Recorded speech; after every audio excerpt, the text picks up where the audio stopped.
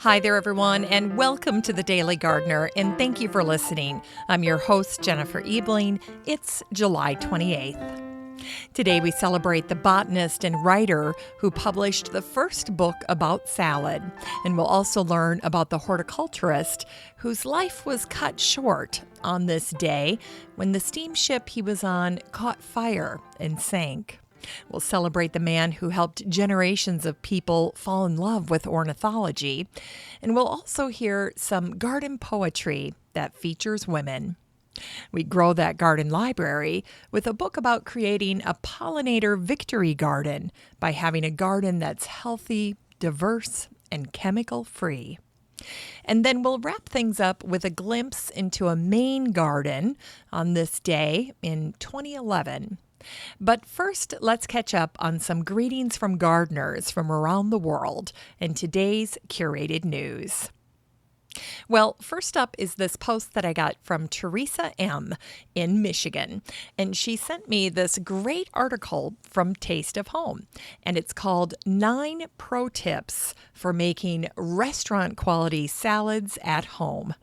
And I love that Teresa sent me this because it's a great reminder to all of us that it's good to get creative with our garden harvest. In fact, right about now, you can feel like you've been doing the same old thing over and over again, and it's nice to mix things up a little bit.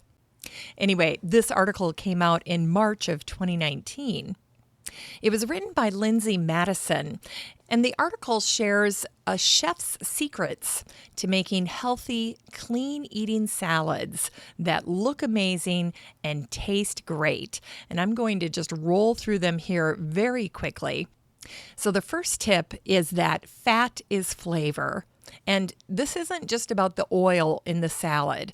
We're talking about avocado, nuts, seeds, cheeses. And it's those additional fats that really help carry the flavor of the salad and make it exceptionally good. Now, one way that you can make your salads more filling is to add protein. This can be your standard grilled chicken or bacon, but you can also think outside the box, maybe by adding smoked salmon or some steak or egg. And if you're vegetarian, think beans, lentils, edamame, quinoa, and so forth. Now, sometimes all your salads need is a new salad dressing. And the chef in this article says you can't beat homemade. And then she offers this really great suggestion, which is if you want to come up with something new and lively, consider pureeing your favorite fruits and vegetables. So think about pureeing berries or avocado, and then adding in herbs or mustard or honey for flavoring. And of course, if you're a fan of creamy dressings, you're going to want your base to start with things like mayonnaise, yogurt, or sour cream. Finally, the other great tip in this article is that we should all be tossing our salads. That's a restaurant best practice. By pre-tossing your salad, every leaf gets coated and everything tastes perfectly seasoned. And the article says you're not doing yourself any favors just by drizzling dressing on your greens. Dirty up an extra bowl, toss them up right before you're ready to serve. It's a guaranteed crowd pleaser. So there you go, John. You're going to be tossing the salads here. It's going to be another job for you in addition to taking out the garbage and walking the dog. You can get the family salad ready by tossing it in the big bowl. So there you go. Anyway, thank you for Teresa for sharing that article. I loved all those tips, and there's actually a few more in there that I didn't go through right now. So if you're interested in reading this article, I'll share it in the Facebook group for the show, and then all you need to do is search for the word salad, and this post will pop up. And then next is a happy birthday greeting from Nell in Fargo, North Dakota, to her husband, Bill. And she says, I'd like to wish this big guy a happy 65th birthday. He just spent all weekend planting trees and shrubs in our new front yard. He's a keeper. Well, yes, he is. Happy birthday. And hopefully you get a little bit of time off from your landscaping duties so that you can kick back and celebrate your birthday. All right, now if you'd like to participate in the Gardener Greetings segment, all you need to do is send your garden pictures, stories, birthday wishes, and so forth to me at jennifer@thedailygardener.org. And to listen to the show while you're at home, just ask Alexa or Google to play the Daily Gardener podcast. It's just that easy. Here's today's curated news. Well, today's featured article is from the Mental Health Foundation in Scotland, Wales, and Northern Ireland. And the title of the post caught my attention because it's called Thriving with Nature, a guide for everyone, making the most of natural spaces for our mental health and well-being. Here's an excerpt. New and exciting research is happening all the time that adds to our understanding of how our natural environment affects the health of our bodies and minds.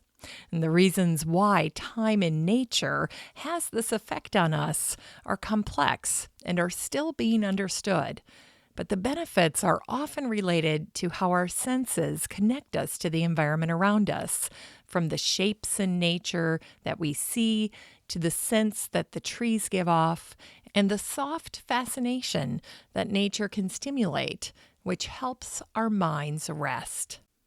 Now, what I especially enjoyed about this post is that they shared all kinds of social media testimonies. One supporter on Instagram said, "Sitting outside in nature calms me so much. Gardening makes me feel healthier, inspired. The rain calms me. The smells, the sounds of the birds, the animals, the flowers, the wind, watching the clouds float by, it all calms me." And I love what this other supporter wrote. She said, "Breathing fresh air and going on a long walk in nature, I find really helps me. It's like the trees have secret powers."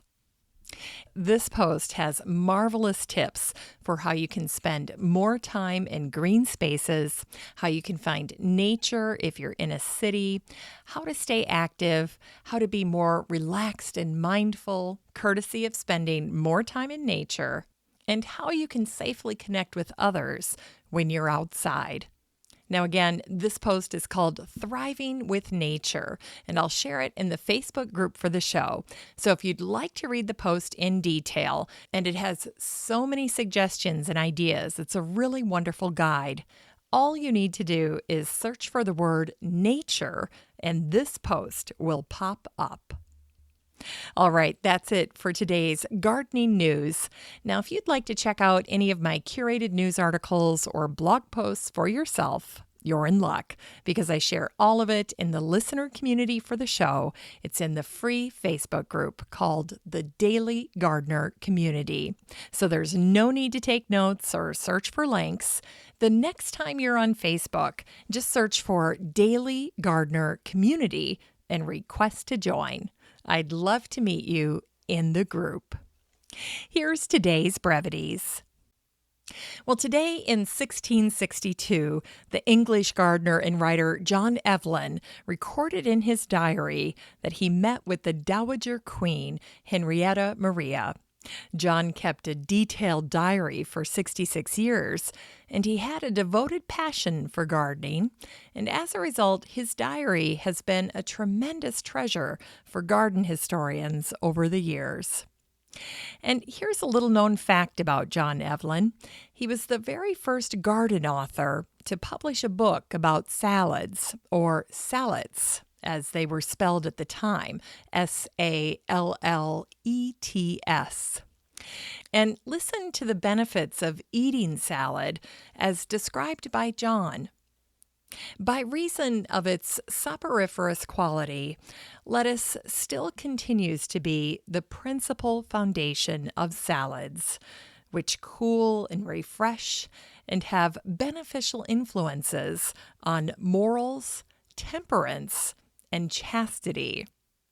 Well, we've come a long way from John Evelyn's description of salads to the description of salads that I talked about at the beginning of the show. Now we're just worried about making them taste good. In any case, John used the word soporiferous, which means inducing or tending to induce sleep. And that's something most people don't realize. But here, John is referring to the fact that some lettuce secretes lactucarium, which is a milky fluid that's found at the base of some lettuce stems. And if you've been harvesting lettuce, I know you know what I'm talking about. Now, that milky substance is actually known as lettuce opium because it has a sedative and pain-relieving property to it. And it's also been reported to promote a mild sensation of euphoria. So keep that in mind if you decide to eat more salad from your garden this week. Now, there are two quotes of John Evelyn's that I found particularly interesting. The first one is, "The gardener's work is never at an end. It begins with the year and continues to the next. He prepares the ground, and then he plants, and then he gathers the fruits." Well, from that quote alone, you can see that John was a very dedicated year-round gardener. But he obviously loved it, as you can hear in this next quote. "Gardening is a labor full of tranquility and satisfaction, natural and instructive, and as such contributes to the most serious contemplation, exercise, health, and longevity." Wow, we are having a lot of full circle moments in today's show because that completely supports everything we just talked about in that Thriving with Nature guide. Now, there's one story about John Evelyn that I always associate with him, and it's a little jaw-dropping. So I'm giving you fair warning, but here goes. Oh, and before I tell you, keep in mind how hard John worked at gardening. It was really a year-long passion for him. He really appreciated the amount of work that a garden requires. So keep that in mind as I tell you this little story about John Evelyn. So the year is 1698, and by this time, John had owned his estate for 40 years. Everyone who knew it said it was magnificent, both inside and out. It was decorated to the nines, and of everything that he owned, John's garden was truly his pride and joy. But that year, 1698, the Russian Tsar Peter the Great brought an entourage of 200 people to England to visit William III. In a gesture of hospitality, William volunteered John's home to host the Tsar and all of his people during their visit. So John and his wife graciously moved out to give the Tsar his privacy. Well, it wasn't long before John's servants began sending him urgent messages, begging him to return. And when John came home, he walked into a nightmare.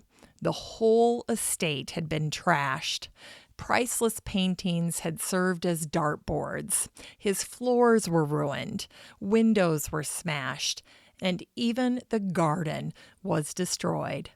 The servants told how the 6'8" Tsar, I didn't realize he was that tall, had played games with his friends where they put him in one of John's wheelbarrows, and then they raced him through the garden beds, crashing into walls and trees and hedges. It was a complete and total disregard for the sanctity of John's garden. For 20 years, John had nursed along a hedge of holly that turned into a glorious living wall. It was ruined. The party even managed to knock down part of the stone wall that surrounded the garden. Well, it must have been a scene akin to the movie Animal House. You can imagine how John felt. He immediately sent word to the king about what happened, and then arrangements were made straight away to move the Tsar and his party to other lodgings. King William settled with John to have his property restored. His home needed to be gutted and rebuilt from the floors up. Now, John Evelyn was 78 years old when this happened to him, and I'm sure that there was no amount of restitution that could restore the years of love that John had spent in his garden. John lived for another 8 years before dying in 1706. And today is the anniversary of the tragic death of the horticulturist and writer Andrew Jackson Downing, who died on this day in 1815. Andrew was the author of The Fruits and Fruit Trees of America. It came out in 1845. He also served as the editor of a magazine called The Horticulturist. Regarded as one of the founders of American landscape architecture, Andrew used his work in the Horticulturist magazine as a platform for advancing his pet causes. It was Andrew who first came up with the idea for a New York park. In fact, Andrew's dream became the park we know today, Central Park. Andrew also advocated for individual states to create schools devoted to agriculture. And as we know, that hope became a reality as well. In 1846, the National Mall in Washington, D.C. was pretty run down and neglected, and it fell to Andrew to devise plans to revive the space. Now, originally, when the Frenchman Pierre-Charles L'Enfant designed the mall in 1791, he envisioned a grand avenue. In sharp contrast, Andrew's vision was simple. Not a fan of formal European gardens, Andrew wanted to create what he called a public museum of living trees and shrubs. Instead of a grand avenue, Andrew designed 4 separate parks that were connected by curving walkways and featured many different trees. It's unfortunate that Andrew's plans were never fully funded or carried out. In the summer of 1852, Andrew boarded a steamship called the Henry Clay. At some point, the steamship got into a race with another boat called the Armenia. When the Henry Clay began to overheat, a fire broke out in the engine room. And coincidentally, a former girlfriend of Andrew's also happened to be on board the Henry Clay on that fateful day. As passengers rushed to escape the flames by jumping in the water, some began to drown. Andrew jumped in the water to save his old love, but sadly, her panic caused them both to go under. Now, before Andrew attempted to save his old paramour, he was one of the men who quickly threw some deck chairs off the boat. The thinking was that the chairs could be used as flotation devices. As fate would have it, Andrew's wife Carolyn survived the disaster by holding on to a deck chair. And when the ordeal was all over, many friends tried to comfort Carolyn by insinuating that she was likely saved by one of the chairs that Andrew had thrown into the water. But this sentiment was small consolation to her, given that she had just lost her husband as he was busy trying to save an old love. Andrew Jackson Downing was just 36 years old when he died on this day 205 years ago. And today is the anniversary of the death of Roger Tory Peterson of Peterson's Field Guide to Birds fame. He was born in 1908, and he died on this day in 1996. A son of Jamestown, New York, Roger helped new generations of people fall in love with ornithology. He not only wrote the guides, but Roger also illustrated them. And he's remembered for bringing the natural world to the masses in the 20th century. Roger admired the gumption of the common starling. He felt blue jays had, quote, a lot of class. And he said that the house sparrow was, quote, an interesting darn bird. Roger once famously described a purple finch as a sparrow dipped in raspberry juice. And when it came to the Audubon oriole, Roger quipped that its song was like a boy learning to whistle. And you might be wondering, what was Roger Tory Peterson's favorite bird? The king penguin. Here are some famous Peterson quotes that I thought you would enjoy. Few men have souls so dead that they will not bother to look up when they hear the barking of wild geese. And birds have wings. They're free. They can fly where they want, when they want. They have the kind of mobility many people envy. And then this one, birds are indicators of the environment. If they're in trouble, we know we'll soon be in trouble. And finally, the authorized biography of Peterson, called The World of Roger Tory Peterson, is worth a read if you want to get a hold of a copy. I included it in today's show notes. And right now, you can get a used copy for 36 cents. I've never seen a book that low. And it's a fantastic book. So if you want to use that link to support the show, just head on over to thedailygardener.org. Find today's post on the homepage, then click on it and read to find the link. It's that easy.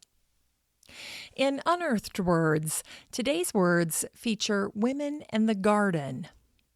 This first selection is from 500 Points of Good Husbandry.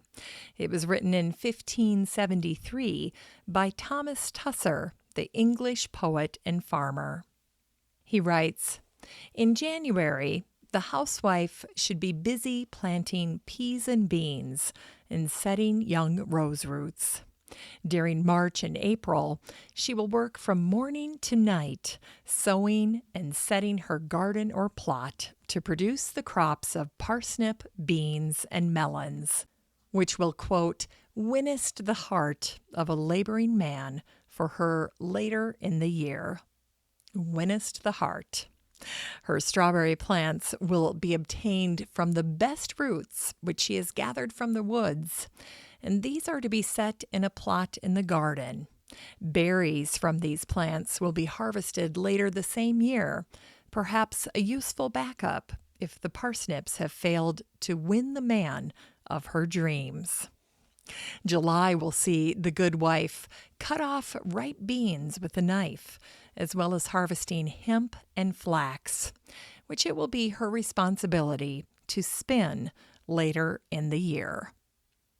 Just a little look back in time, 500 Points of Good Husbandry, thanks to Thomas Tusser. And then this next piece was written by the English poet and cleric Robert Herrick. It was a meditation for his mistress. You are a tulip seen today, but dearest, of so short a stay, that where you grew, scarce man can say.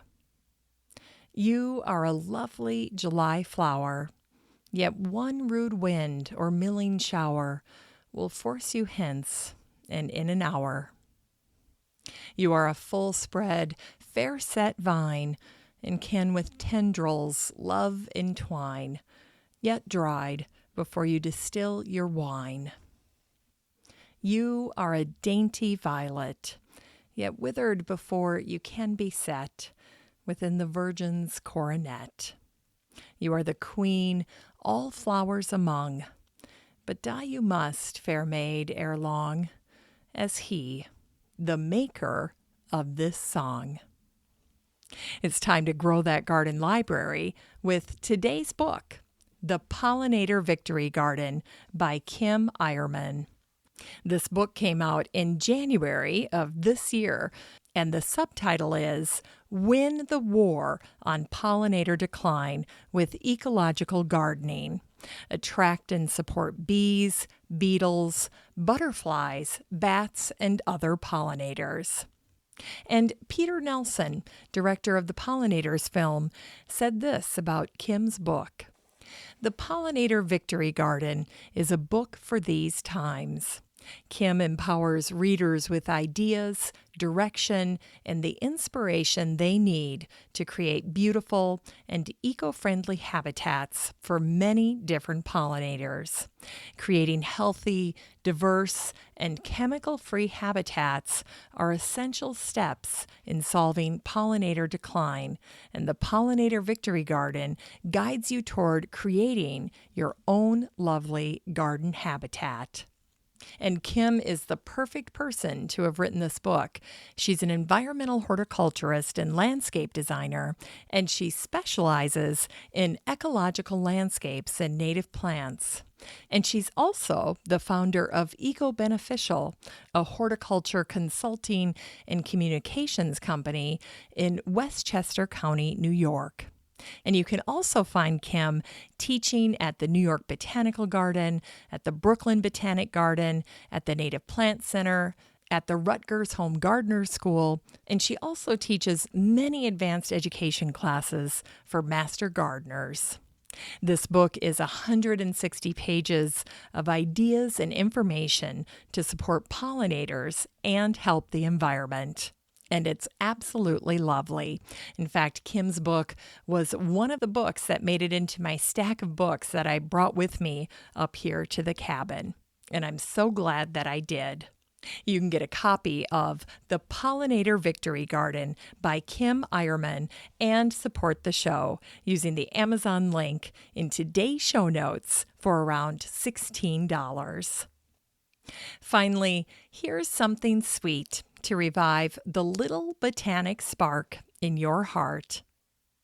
Back in 2011, in the popular gardening book, The Roots of My Obsession, Bill Kalina, the former executive director of the Coastal Maine Botanical Gardens, wrote this very charming essay.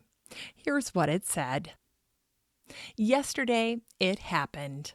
With everything finally planted, the weeds temporarily at bay, and the garden refreshed by rains after a long dry stretch, I reached that brief apogee in the arc of the season where I could sit on the bench and just appreciate. It's that magic time of year between the rising cacophony of spring and the slow murmuring descent of autumn, when there is a stillness in my soul. Right now, nothing needs doing. It has been the most frenzied spring yet at the Coastal Maine Botanical Gardens where I work, a season stretching well into summer. We planted just over 29,000 plants and created 4 acres of new gardens. I have laid out so many plants this year that I started seeing them in my sleep, one pot after another, plunked atop the freshly turned earth in endless triangles, stretching off to infinity. In 2019, Bill Kalina was named the F. Otto Haas Executive Director of the University of Pennsylvania's Morris Arboretum. So he's been on his job a little over a year now. He started last year on July 8th, and he took over the spot that had been held by Paul Meyer, who had served the Arboretum for 43 years, 28 of them as Executive Director. Thanks for listening to The Daily Gardener, and remember, for a happy, healthy life, garden every day. The Daily Gardener is produced in lovely Wyoming, Minnesota with the help of Paige Mance, Brooke Bierbaum, Kiana Rayleigh, Maddie Doyle, Natalie Decker, and Eric Begay. You can find The Daily Gardener on all your favorite social media. You can follow the show on Instagram, and listeners always have a standing invitation to join the free Facebook group for the show. Just search for Daily Gardener Community the next time you're on Facebook and request to join. All the the stories and books that are featured on the show can be found over at thedailygardener.org, thedailygardener.org. And while you're there, be sure to sign up for my free Friday newsletter. Last but not least, you can share your own gardener greetings on the show by emailing me at jennifer@thedailygardener.org.